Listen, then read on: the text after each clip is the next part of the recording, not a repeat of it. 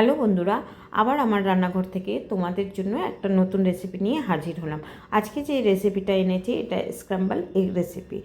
যদি ঘরে লোক বেশি থাকে আর ডিম কম থাকে তখন এই রেসিপিটা অতি সহজে বানানো যায়, বা এমনিতেও বানিয়ে আমরা খেতে পারি, ভীষণ মুখরোচক। প্রথমে আমি জলের মধ্যে রেগুলার মশলাগুলো গুলে অল্প সময়ের জন্য রেখে দিলাম। এতে মশলার সুন্দর গন্ধটা বেরোয় আর মশলা খুব ভালোভাবে ভাজা হয়। আমি অনেক সময় ডাইরেক্ট দিয়ে দিই ব্যস্ততার জন্য, কিন্তু মশলা যদি জলের মধ্যে গুলে রেখে তারপরে দেওয়া হয় খুব ভালো কাজ করে। ওইদিকে আমি কড়াইতে সর্ষের তেল গরম হতে দিয়েছি আর ডিম আমি 3খানা ফাটিয়ে দিয়ে দিয়েছি। আমি ডিমে নুন বা কিছু মিক্স করিনি, আমি ডাইরেক্টই ফাটিয়ে দিয়েছি। এবার আমি পেপার পাউডার আর নুন দিয়ে খুব তাড়াতাড়ি ঘাঁটবো। যত তাড়াতাড়ি ঘাঁটতে পারি তত তাড়াতাড়ি, এতে নুন এক জায়গায় জড়ো হয়ে থাকবে না, খুব ভালোভাবে মিক্স হয়ে যাবে আর খুব ভালোভাবে ভাজবো সুন্দর করে। মানে স্ক্র্যাম্বল এগ রেডি হয়ে গেল। এবার আমি নামিয়ে রাখবো। সেই কড়াইতে আমি গোটা জিরে, গোটা তেজপাতা, শুকনো লঙ্কা দিয়ে সেদ্ধ আলু নুন হলুদ মাখিয়ে আমি খুব সুন্দরভাবে ভাজবো। আলু ভাজা হচ্ছে, এদিকে দেখো আমার প্রস্তুতি। ডিমটা নামিয়ে রেখেছি, মশলা গুলে রেখেছি, পেঁয়াজ কুচি, আদা গ্রেট করা, রসুন গ্রেট করা, টমেটো কুচি আর লঙ্কা আমি কেটে রেখেছি। এদিকে আলুটা ভাজা হয়ে গেছে, নামিয়ে রেখেছি। আবার সেই তেলের মধ্যেই আমি সব দিয়ে দেবো। প্রথমে পেঁয়াজটা দিলাম, তারপরে সব একসাথেই দিয়ে খুব ভালোভাবে ভাজতে হবে। দিয়ে দিচ্ছি, দেখো পেঁয়াজ কুচিটা দিয়েছি, আমি পেঁয়াজের পেস্ট দিইনি, পেঁয়াজ কুচিটাই দিয়েছি। সব একবারে দিলাম, দিয়ে দিয়েছি। কী সুন্দর কালারফুল লাগছে, আমার বেশ ভালো লাগে, এরকম কালারফুল দেখলে আমার বেশ ভালো লাগে। এবার নুন দিয়ে একটু নাড়াচাড়া করে আমি ঢাকা দিয়ে দেবো।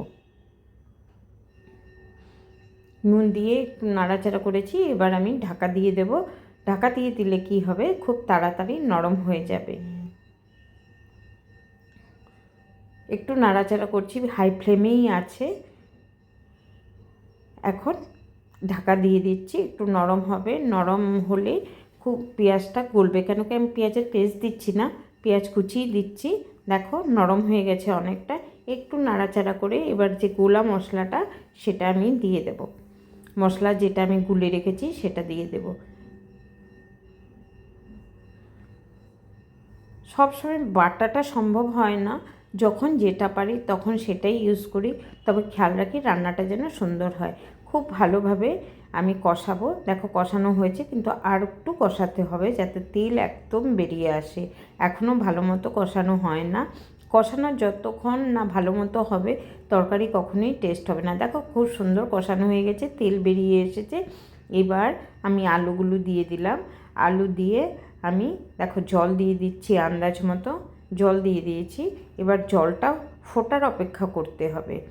জল যখন ফুটবে তখন ওই যে স্ক্র্যাম্বল এগটা আমি দিয়ে দেব। দিয়ে খুব ভালোভাবে নাড়াচাড়া করব যাতে ভালোভাবে মিক্স হয়ে যায়। একটু যখন ঝোলটা ঘন হয়ে আসবে আর একটু শুকিয়ে আসবে তখন আমি একটুখানি গরম মশলা গুঁড়ো দেব।